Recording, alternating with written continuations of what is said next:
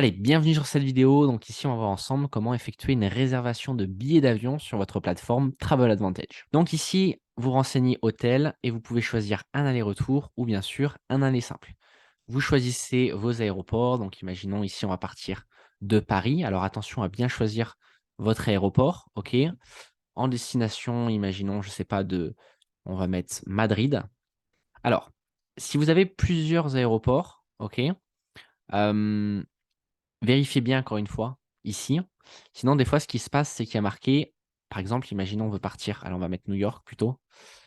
Voilà, on change de destination de Madrid à New York. Voilà, regardez, à New York, il y a beaucoup d'aéroports.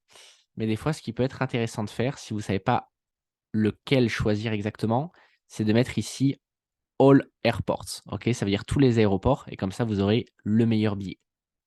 Vous choisissez vos dates. Donc ici, peu importe. Ok, on va partir, j'en sais rien, en mars. Après, ça peut être intéressant de regarder sur Google Flights, c'est quoi les dates les plus avantageuses en fonction de votre flexibilité. Ici, vous mettez, allez, on va mettre 2 adultes, hop là. Pas d'enfants, classe économie, OK, et on lance la recherche. OK, donc ici, on a 155 vols trouvés. OK, donc si on prend le premier prix, Air Portugal, OK, TAP, donc on voit que c'est 720 € pour 2 adultes, donc c'est 360 € le billet d'avion par personne. En plus, on gagne toujours des crédits voyage, donc ça, c'est intéressant. On peut voir ici, en fait, les détails. OK, donc là, on voit que, oula, on a un vol avec une escale de 20 heures. Donc, c'est peut-être pas le vol qu'on va récupérer. OK. Ici, ce qui est intéressant aussi, c'est que vous pouvez voir si vous avez des bagages qui sont inclus. Des fois, vous pouvez avoir voilà, une valise, 2 valises de 20 kilos. Donc, c'est toujours indiqué. Et sinon, je vous dirai après comment rajouter des bagages. Ici, vous pouvez choisir à gauche si vous voulez un vol direct, une escale, les prix, la compagnie aérienne, d'accord? Et si vous avez des horaires spécifiques, ça peut être intéressant si vous voulez partir le matin, arriver le soir, ou partir le soir, arriver le matin.